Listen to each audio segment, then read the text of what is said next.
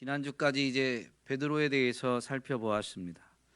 시몬을 베드로로 부르셨는데 예수님이 그렇게 부르신 시몬을 정말로 시몬이 아닌 베드로로 변화시켜가는, 베드로가 변화되어 가는 과정을 말씀을 통해 살펴보았습니다.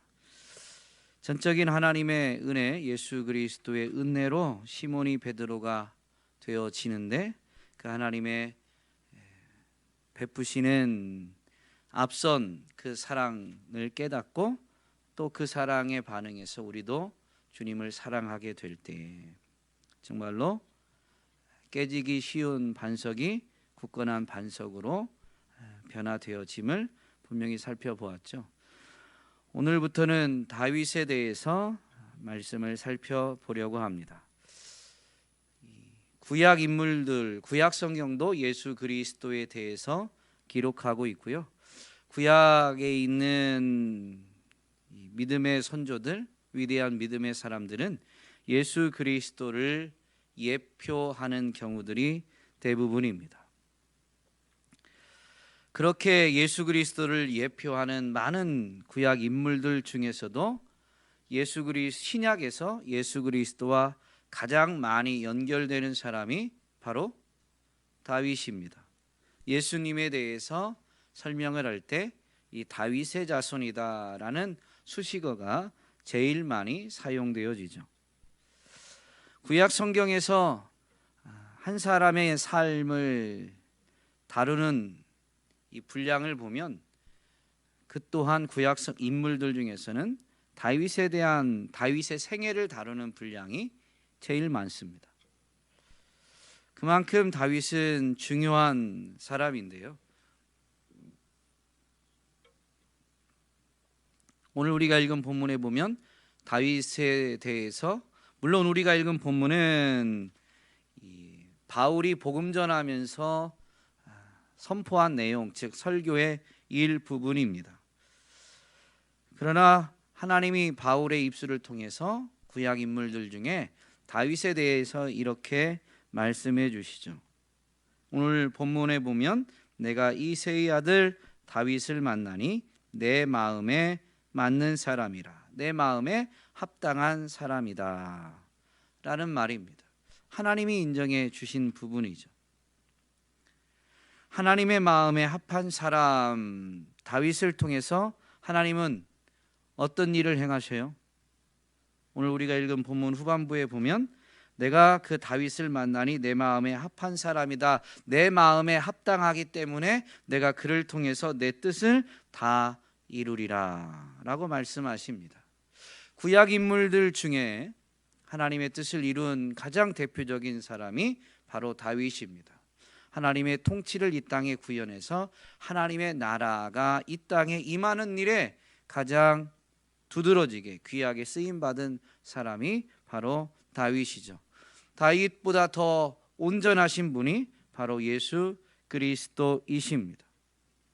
하나님의 뜻을 다 이루신 분 예수 그리스도, 그분이 공생애를 시작하실 때, 세례를 받으실 때 하늘에서 소리가 울려 퍼지죠. 뭐라고 울려 퍼져요? 이는 내 사랑하는 아들이요 내 기뻐하는 자다. 내가 기뻐하는 사람이다. 내 마음에 흡족한 사람. 오늘 다윗과 굳이 연결시킨다면 내 마음에 합당한 사람이다 라는 것과 크게 다르지 않습니다. 세례 받으실 때뿐만이 아니라 한 번 더 하늘에서 하나님이 직접 예수님에 대해서 이렇게 인정하신 부분이 또 있는데, 언제 그랬죠?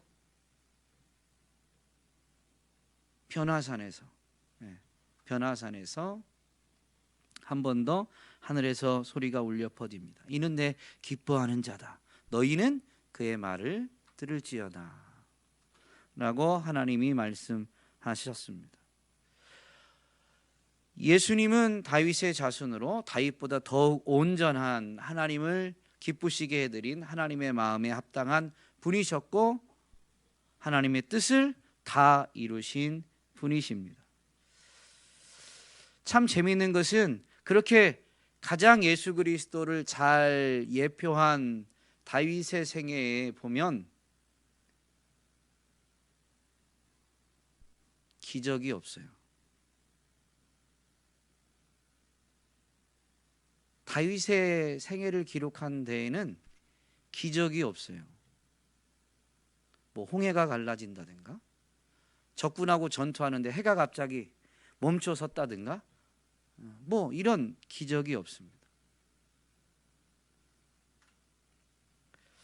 우리는 앞으로 다윗의 생애를 살펴보면서 사실은 이 살아계신 하나님을 체험하는 것이 기적이 아니라 일상에서도 충분하다라는 부분을 좀 찾아보고 되새길 수 있으면 좋겠습니다. 그래서 우리도 기적이 없어도 사실은 일상이 다 하나님의 역사의 현장임을 발견하면서 정말로 일상을 기적으로 바라보게 되는, 아니 이해하고 체험하고 누리게 되는 주인공이 될 수 있기를 소망합니다.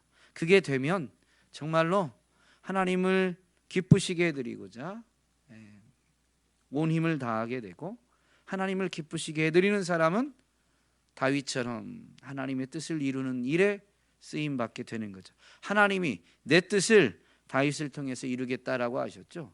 우리가 하나님의 뜻을 이루는 게 아니라 하나님이 우리를 통해서 하나님의 뜻을 이루시는 겁니다.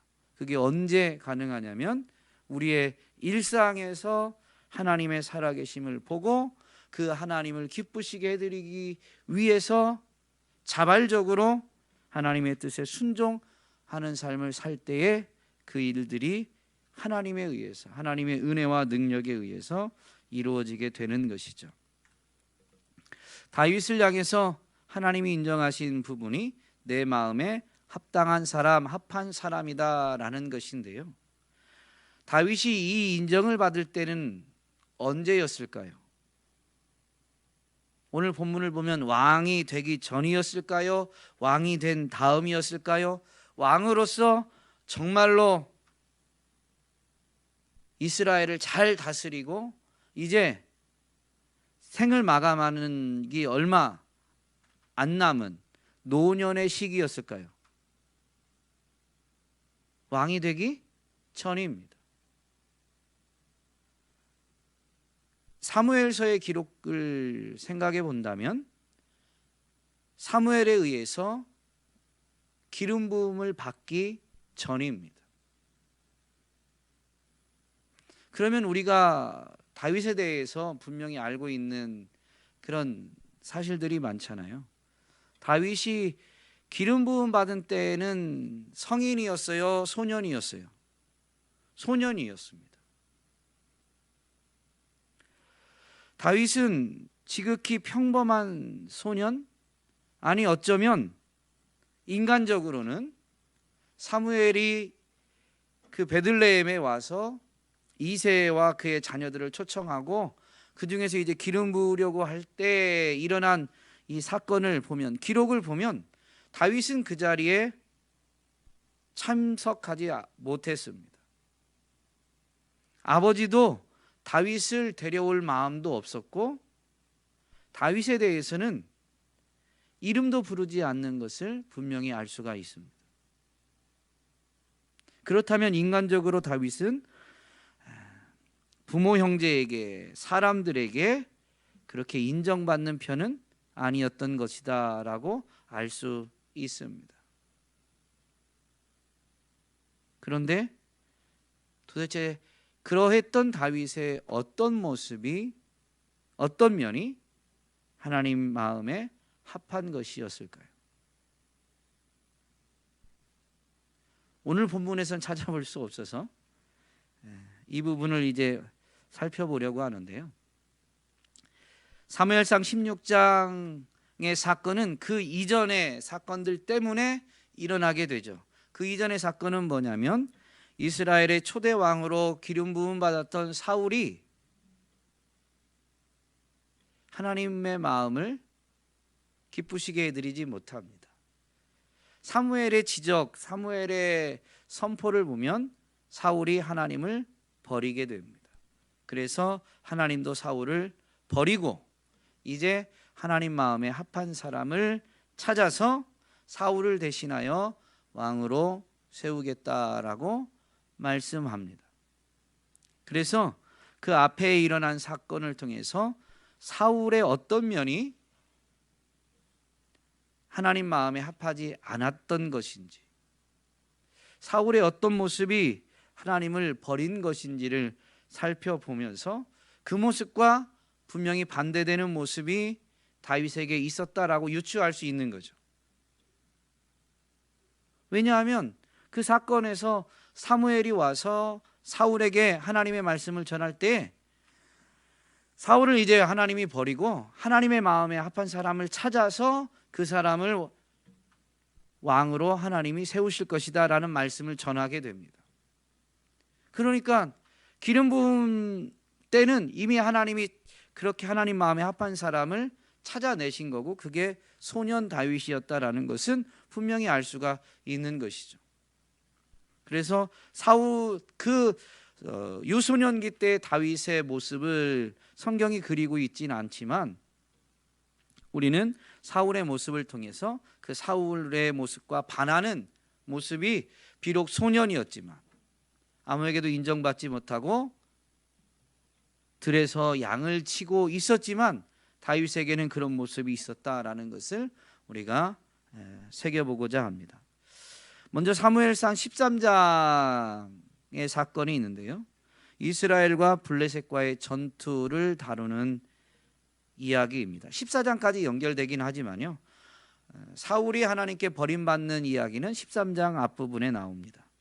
사울이 왕으로 즉위한 지 2년쯤 되었을 때 이제 블레셋과 전쟁을 하게 되는데 사울의 아들 요나단이 먼저 블레셋의 이 도시를 공격하게 됩니다.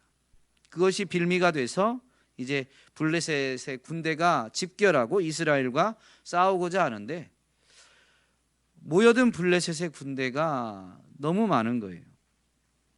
병거가 3만 대, 마병이 6천, 군대는 해변의 모래같이 많았다라고 기록하고 있습니다.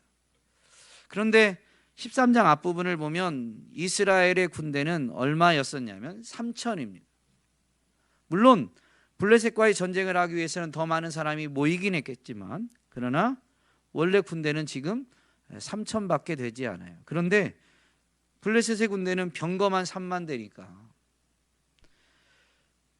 진열을 갖추고 모여드는 모습만 보고 이스라엘 군인들이 이제 웅성웅성하기 시작했습니다. 그런데 싸움을 하려면 사무엘이 와서 제사를 드리며 하나님께 은혜를 구하고 하나님의 은혜를 힘입어서 하나님의 군대로 전쟁을 치르게 됩니다. 그런데 사무엘을 기다리는데 7일이 돼도 오지 않는 거예요. 그래서 사람들이 웅성웅성하다가 제사는 지금 사무엘이 안 오니까 못 드리고 블레셋이 더 모여들기 전에 어떻게든 싸우면서 승기를 잡아야 되는데 점점 더 블레셋은 막강하게 모이게 되고 하니까 모여있던 이스라엘 이 군인들이 진영에서 이탈하는, 흩어지는 일들이 생기게 됩니다. 그래서 사울이 자기가 제사를 드리게 되죠. 제사를 마쳤는데 사무엘이 도착했어요. 그러면서 왕이 행하신 것이 무엇이냐라고 하면서 사무엘이 사울에게 질문합니다. 사무엘상 13장 12절에 보면 사울이 이렇게 답변하죠. 백성은 내게서 흩어지고 당신은 정한 날 안에 오지 아니하고 블레셋 사람은 믹마스에 모였음을 내가 보았으므로 이에 내가 이르기를 블레셋 사람들이 나를 치러 길갈로 내려오겠거늘 내가 여호와께 은혜를 간구하지 못하였다 하고 부득이하여 번제를 드렸나이다. 이 사울의 답변에서 알 수 있는 부분이 뭐냐면요, 사울에게는 예배보다 은혜 받는 게 더 중요한 겁니다. 예배를 드리면 은혜를 받긴 하지만 여러분 이거 굉장히 중요한 거예요. 예배를 드리는 것보다 은혜 받는 게 우선하면 안 돼요. 순서가 잘못된 겁니다. 근데 사울은 이 긴박한 상황에서 자기의 필요, 하나님의 은혜를 입는 것이 더 중요한 거예요. 상황이 이해되지만 그러나 그렇다고 해서 그게 옳은 것은 결코 아닙니다. 사단은 언제나 우리를 미혹할 때 매우 그럴듯하게 유혹합니다. 충분히 그럴만 하게끔 우리를 속이는 거죠. 우리는 하나님의 말씀에 근거해서 무엇이 중요한지 그 우선순위가 뒤바뀌는 일이 없어야 합니다. 자기가 은혜 받는 것, 이것을 조금 우리 편에서, 사람의 편에서 표현을 해보면 자기의 유익을 더 중요시한 것입니다. 이게 중요시되면 사람이 어떻게 하냐면요, 계산합니다. 사람이 계산하기 시작하면서 예배의 원리와 규칙을 무시하게 되기도 합니다.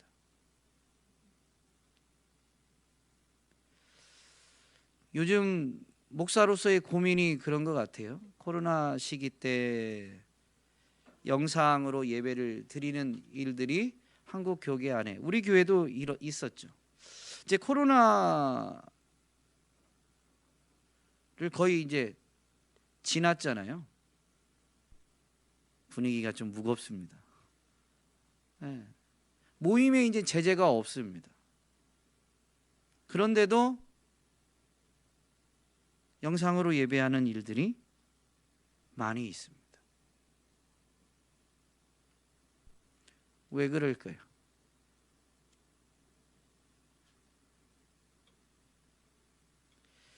예배가 제일 중요하고, 그렇다면 예배의 방식 또한 가장 중요한 거죠. 예배적인 경우가 있지만 이제 일상이 되었다면 모든 원리와 기준들이 일상으로, 보편적인 것으로 돌아갈 수 있어야 되는데, 우리는 여전히 이런 표현이 참 적절하진 않은 것 같지만 조금 더 자극을 드리려고 한다면 우리는 너무 계산기를 두드리고 있는 것 같아요. 지금은 하나님이 그렇게 은혜를 안 베푸셔도 살만하니까, 그저 주의를 거스르지 않는 걸로 예배, 뭐라고 해야 될까요? 주일학교 학생들 출석부에 도장 찍듯이 주일 예배를 빠뜨리지 않았다, 예배 드렸다라는 정도면 지금은 충분하다라고 여긴다면 자기가 편한 방법으로 예배하게 되는 일들이 일어나게 되는 거죠. 그게 지금 한국 교회에 만연해 있는 건 아닌가, 혹여나 우리 교회 안에도 그런 일들이 있는 건 아닌가, 사실은 참 두렵고 떨립니다. 사울이 이렇게 이야기했을 때 사무엘이 답변합니다. 사무엘이 사울에게 이르되 왕이 망령되이 행하였도다. 왕이 왕의 하나님 여호와께서 왕에게 내리신 명령을 지키지 아니하였도다. 그리하였더라면 여호와께서 이스라엘 위에 왕의 나라를 영원히 세우셨을 것이거늘 지금은 왕의 나라가 길지 못할 것이라. 여호와께서 왕에게 명령하신 바를 왕이 지키지 아니하였으므로 여호와께서 그의 마음에 맞는 사람을 구하여 여호와께서 그를 그의 백성의 지도자로 삼으셨느니라. 자기가 계산하고 자기가 판단하여서 하나님의 말씀, 하나님의 명령을 지키지 아니한 것이 망령되이 행한 것이고, 그 망령되이 행한 것 때문에 하나님께 버림을 받게 되는 것입니다. 사무엘상 15장에 가면 아말렉과의 전투가 나옵니다. 이 전투는 진멸 전쟁입니다. 출애굽 때 이스라엘을 대적했던 원수를 갚기 위해서 하나님이 아말렉을 진멸하라라고 명령하십니다. 출애굽한 이스라엘 백성이 가나안에 들어갈 때 정복 전쟁이 바로 진멸 전쟁입니다. 이 진멸하라는 명령이 사실은 이 가나안 정복 전쟁의 관점에서 보면 왜 이렇게 명령하셨냐면 그 가나안 땅에 있는 민족들의 죄악이 이제 가득 차서 하나님이 그들을 심판하실 때가 이르렀습니다. 첫 번째는 그 사람들의 죄악에 대한 하나님의 심판을 행하는 거였습니다. 하나님이 하나님의 원수를 갚는 것, 아말렉의 죄악에 대해서 하나님이 원수 갚는 것입니다. 그리고 이 가나안 정복 전쟁에서 진멸은 이제 그 땅을 차지하는 이스라엘이 온전한 하나님의 나라를 이루기 위해서는 죄악의 여지를 남기면 안 돼요. 그래서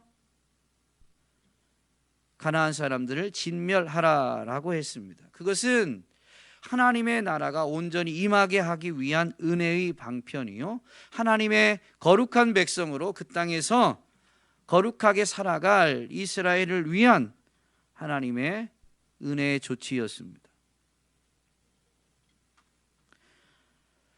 아말렉과의 전투도 마찬가지입니다.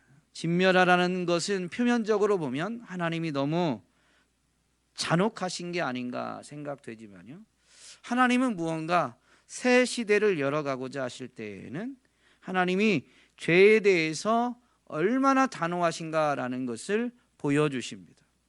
이번 주일날 사도행전 말씀을 살펴볼 때 5장 말씀을 살펴볼 건데요, 아나니아와 삽비라 사건도 마찬가지입니다.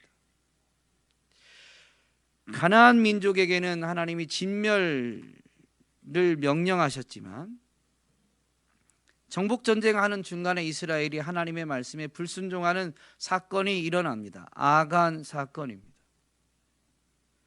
얼마나 대단한 재물을 숨긴 건 아니에요.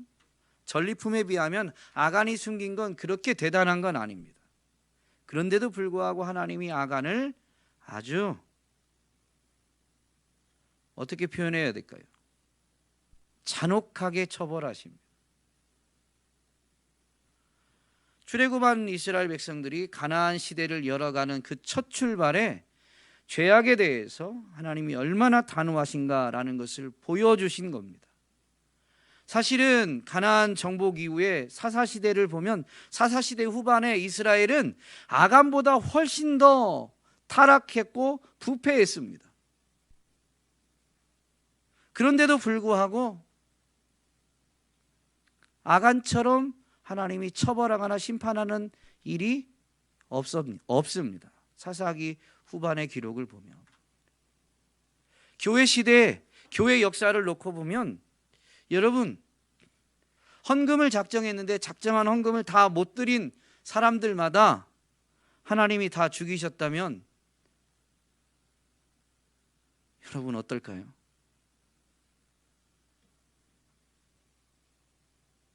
교회에 남아있는 사람 몇 없을 거예요.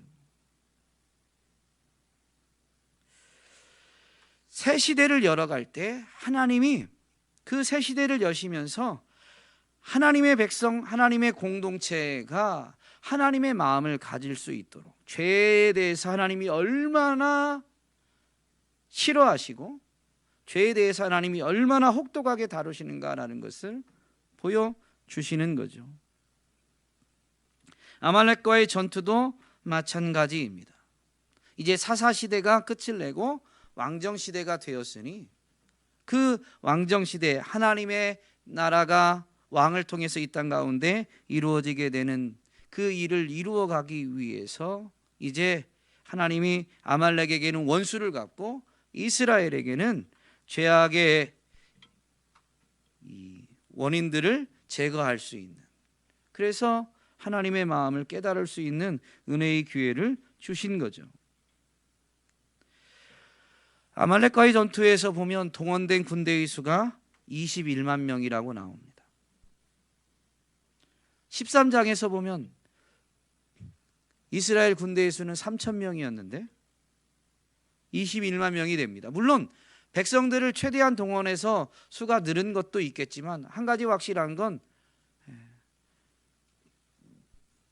사울이 즉위 초기보다는 분명히 이스라엘이 왕권이 더 강화되거나 아니면 백성들이 더 번성했다라는 것, 둘 중에 하나이겠죠. 어쨌든 어느 측면이든 왕의 입장에서 보면 하나님이 이스라엘을 번성시켜 주신 것, 하나님이 이스라엘을 더욱 강하게 해주신 것만큼은 분명합니다.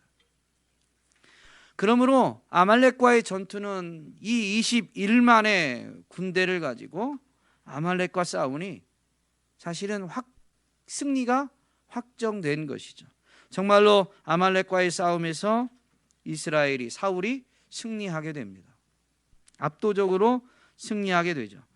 그렇다면 아말렉에 있는 사람들, 왕, 모든 백성들 뿐만 아니라 짐승들까지도 다 진멸해야 되는데 사울이 그렇게 하지 않죠.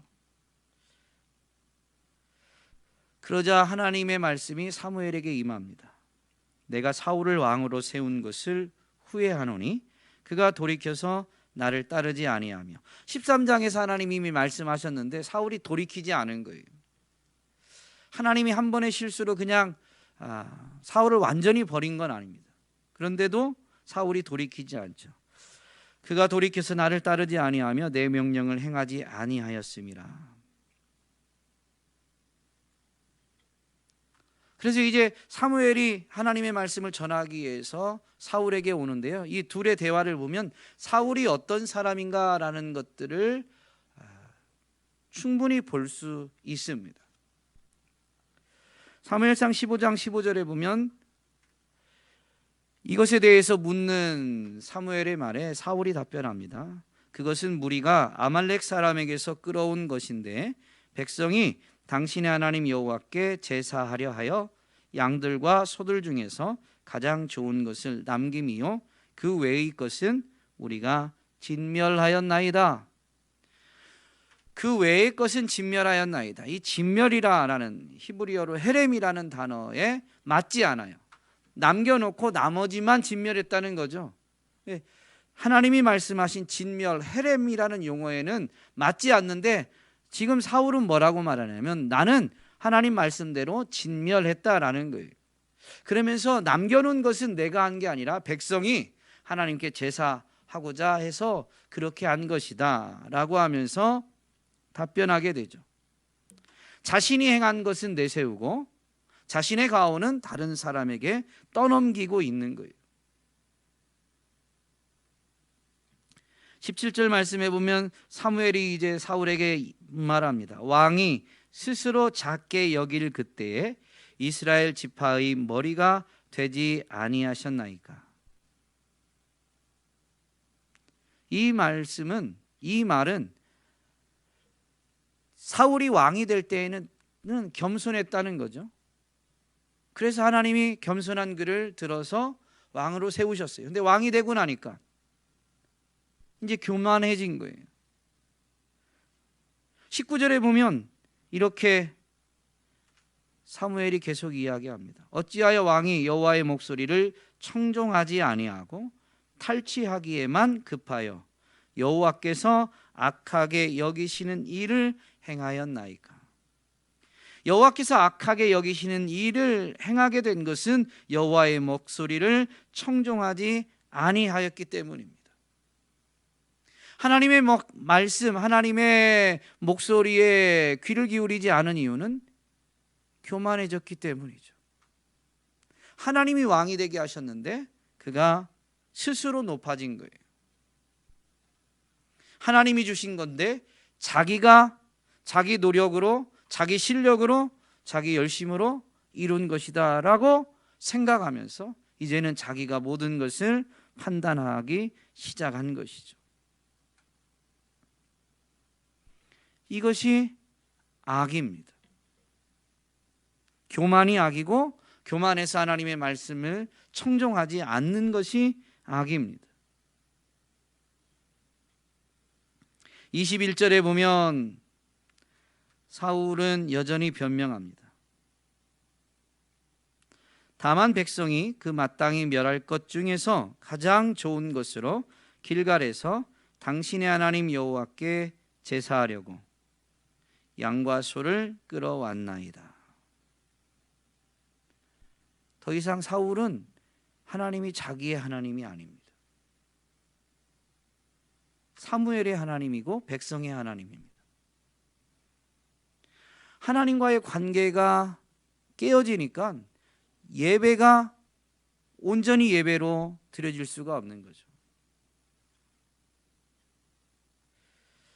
23절에 보면 사무엘이 사울에게 이야기합니다. 왕이 여호와의 말씀을 버렸으므로 여호와께서도 왕을 버려 왕이 되지 못하게 하셨나이다.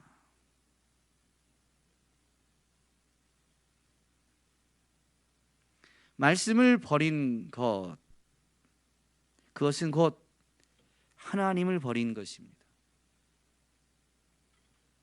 그래서 하나님도 사울을 버리게 되는 거죠.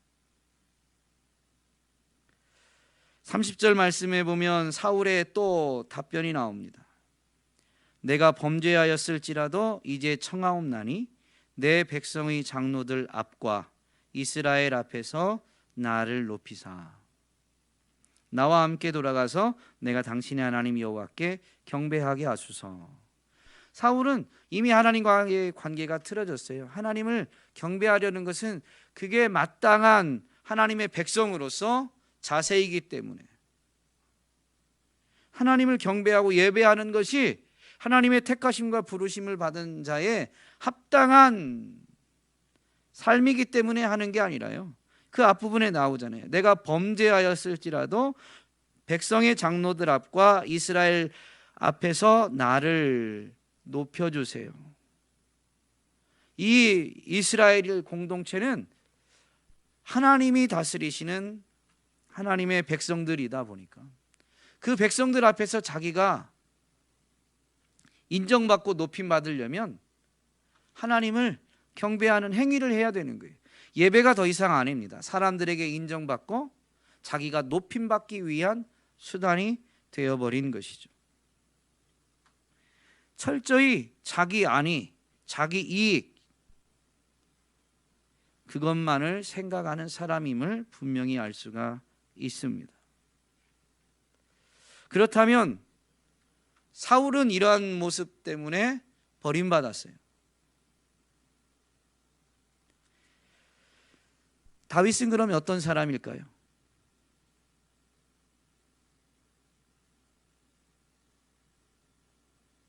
다윗은 어떤 사람이에요?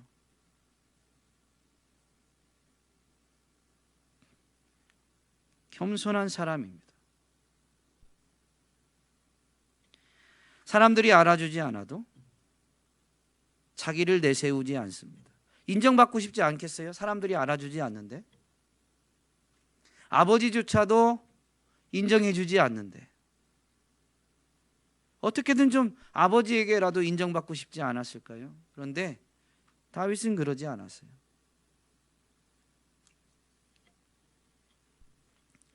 겸손한 사람이었습니다. 교만했던 사울은 하나님의 말씀을 버렸죠. 그럼 겸손한 사람은, 성경이 말하는 겸손한 사람은 어떤 행동을 하게 될까요? 어떤 삶의 자세를 취하게 될까요? 겸손은 마음의 태도입니다. 그것이 행동으로 표현되는 게 뭐냐면요, 하나님의 말씀을 청종하는 것입니다. 말씀을 청종하면 순종하게 되어 있죠. 여호와의 말씀을 들으라라고 할 때 그때 잘 듣는 것은 그냥 귀로만 잘 듣는 게 아니라 그 말씀에 순종하는 것까지 포함하는 거죠. 겸손한 다윗은 하나님의 말씀에 청종하고 순종합니다. 소년인데도 불구하고 가족을 떠나서 멀리 홀로 떨어져서 양을 치고 있을 때에도 그는 보는 사람이 없어도 하나님의 말씀을 청종하고 그 말씀에 순종하는 사람이었습니다. 그렇기 때문에 하나님 마음에 합한 자가 된 거예요. 그래서 아무도 주목하지 않았는데 하나님은 그를, 소년 다윗을 택하셔서 이스라엘의 왕으로 기름 붓게 된 겁니다. 사울은 자기만 내세우고 자기가 마땅히 감당해야 될 책임은 다른 사람에게 전가하는, 그래서 다른 사람을 비난하는 사람이었는데, 그럼 이와 반대되는 건 어떤 모습일까요?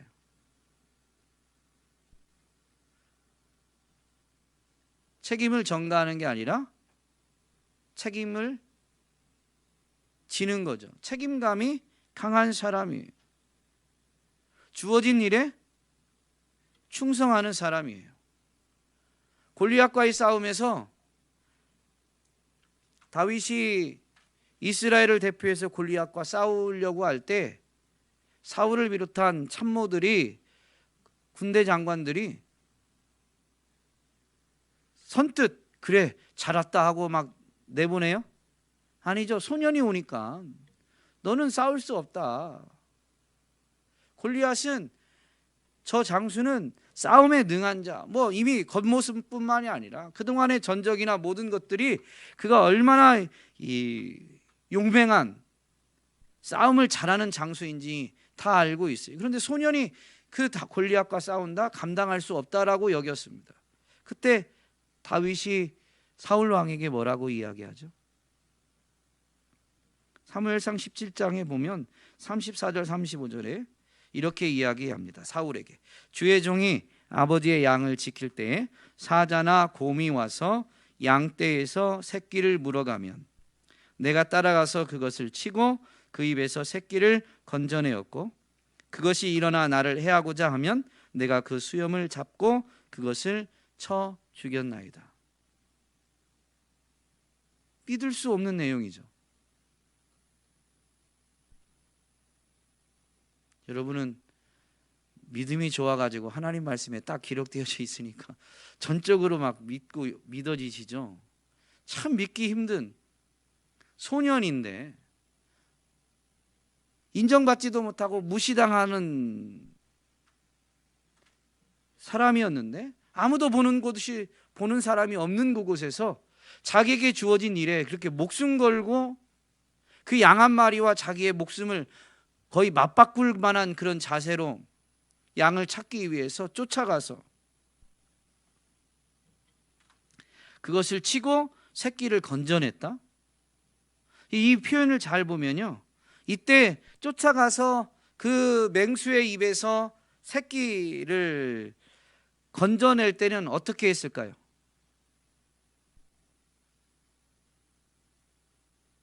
이건 충분히 유추가 돼야 돼요.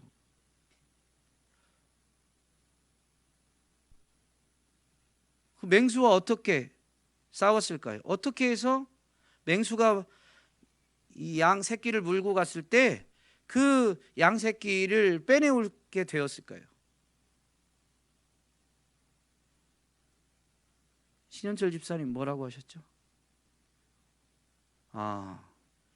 굉장히 용맹하십니다. 물맷돌을 던졌습니다. 원거리에서. 그렇게 해서 물맷돌을 맞고 양 새끼를 놓고 가면 가지고 오면 되는데, 그 뒷부분이 이렇잖아요.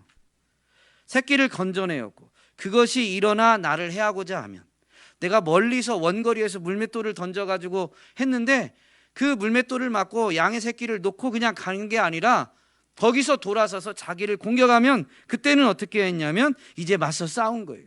맹수가 공격해 오니까 다윗이 자기 달리기 실력으로 맹수를 피해서 도망칠 수 있을까요? 없죠. 맹수가 훨씬 빠르니까. 그러니까 생존을 위해서는 이제 어떻게 해야 되냐면 싸워야 되는 거예요. 그래서 수염을 잡고 그것을 쳐 죽였습니다. 처절한 싸움을 한 거죠. 이런 위험이 있었다는 거예요. 그런데도 다윗은 맹수가 양의 새끼를 물어가면 어떻게 했어요? 이런 위험이 있는데 이런 위험을 겪어봤는데도 어떻게 하는 거예요? 물맷돌을 연습하고 쫓아가서, 비록 원거리지만 쫓아가서 물맷돌 연습한 거 가지고 물맷돌을 던져서 그 맹수의 입에서 양의 새끼를 빼낸 거예요. 가끔 이야기를 보면 이 다윗과 골리앗과의 싸움을 해석할 때 다윗이 평상시부터 물맷돌을 연습을 많이 했을 거라고 하잖아요. 여러분, 다윗이 물맷돌 던진 것이 하나님이 일으킨 기적이 아닙니다. 물론 그 일의 성취는 하나님 손에 있지만 누가 봐도 다윗이 노력한 결과라고 인정할 만큼 다윗은 양을 칠 때 물맷돌 던지는 연습을 하고, 그리고 정말로 맹수와의 싸움에서 그거를 사용도 하고 효과도 거두었어요. 어쨌든 이야기가 살짝 옆으로 빠졌는데요, 핵심은 뭐냐면 다윗은 자기에게 주어진 일에 대한 책임감이 강했고 충성심이 강했습니다.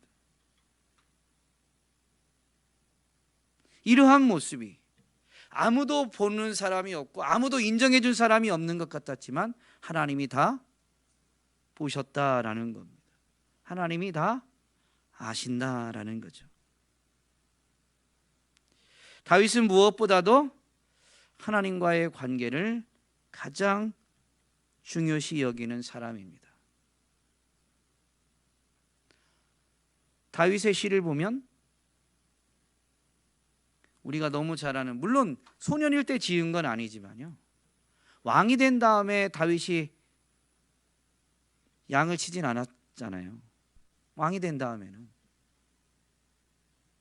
그런데 그 다윗이 지은 시를 보면 여호와가, 오늘 찬양도 해주셨는데, 나의 목자시다. 그럼 자기는 여호와 하나님의 양이다라는 것을 고백한 거죠. 그렇게 고백할 수 있는 근거가 어디 있어요? 어렸을 때 양을 쳐봤기 때문에. 양을 치면서 다윗은 철저히 하나님을 자꾸 인정하면서 그 자리에서 하나님이 자기가 양에게 하는 것보다 하나님이 목자 되셔서 자기 자신에게, 이스라엘에게 행하시는 것이 훨씬 더 선하고 아름답다라는 것을 인정하고 고백했던 거죠. 그러니까 그런 다윗의 시에 목자와 양의 관계에 대한 표현들이 많이 나오게 되는 것입니다. 또한 비록 다윗이 성인이 돼서 고백한 거지만 시 51편에 보면 다윗이 하나님과의 관계에 얼마나 우선시하고 있는가라는 걸 알 수 있는 대목이 있습니다. 우리아의 아내 밧세바를 범하고 나서 나단 선지자가 와서 책망한 다음에 회개하는 기도이죠. 11절에 보면 나를 주 앞에서 쫓아내지 마시며 주의 성령을 내게서 거두지 마소서. 사무엘서의 기록을 보면 다윗은 자기 죄악에 대한 하나님의 심판을 그냥 받아들입니다. 하나님의 징벌을 다윗은, 하나님 너무 힘들어요, 좀 제가 회개하니까 벌은 좀 제거해 주세요, 벌은 좀 가볍게 해주세요, 그런 기도하지 않아요. 다윗은 자기의 죄악에 대한 벌은 달게 받습니다. 그런 다윗인데 관심은 어디에 있냐면 나를 주 앞에서 쫓아내지 마시며 주의 성령을 내게서 거두지 마소서. 내가 벌을 받느냐 안 받느냐, 아니 벌 받는 게 당연한 거예요. 근데 그게 중요한 게 아니에요. 내가 벌을 안 받는 게 중요한 게 아니라 내가 나의 죄가, 내가 저지른 죄, 아니 나의 죄 때문에 내가 주 앞에서 쫓겨나는 것, 내게 주셨던 그 기름 부으시면서 주셨던 주의 영을 내게서 거두시는 것이 다윗이 가장 두려워했던 겁니다. 기름 붓는 장면에서 보면 사무엘이 와서 첫째 아들을 보고 그 겉모습을 보고 사무엘이 기름 부으려고 하니까 하나님이 만류하십니다. 그의 용모와 키를 보지 말라. 내가 이미 그를 버렸노라. 내가 보는 것은 사람과 같지 아니하니 사람은 외모를 보거니와 나 여호와는 중심을 보느니라. 겉모습은 엘리압이 너무 훌륭했습니다. 그런데 그 중심은 다윗과 같은 마음이 없었던 거죠. 그의 겸손함, 진실함, 충성심, 그리고 무엇보다도 하나님을 향한 뜨거운 사랑이 그의 중심에는 없었던 거죠. 바로 그 중심에 있는 겸손함, 진실함, 그리고 충성함, 그리고 무엇보다도 하나님을 뜨겁게 사랑하는, 온 마음과 정성과 힘을 다해 하나님을 사랑하는 그 마음, 그것이 다윗에게는 있었고 그것이 하나님 마음에 합한 거예요. 우리가 뭘 했느냐 못했느냐는 나중 문제입니다. 오늘 다윗의, 소년 다윗의 그 중심 앞에서 오늘 우리는 우리의 중심을 점검할 수 있어야 되겠습니다. 하나님을 향한 뜨거운 사랑이 있는가? 하나님 앞에서 겸손한가? 하나님을 향한 충성심이 있는가? 오늘 저와 여러분이 하나님을 향한 뜨거운 사랑이 회복될 수 있기를, 하나님 앞에서의 겸손함이 회복될 수 있기를, 그리고 하나님을 향한 충성됨이 회복될 수 있기를 주님의 이름으로 축복합니다.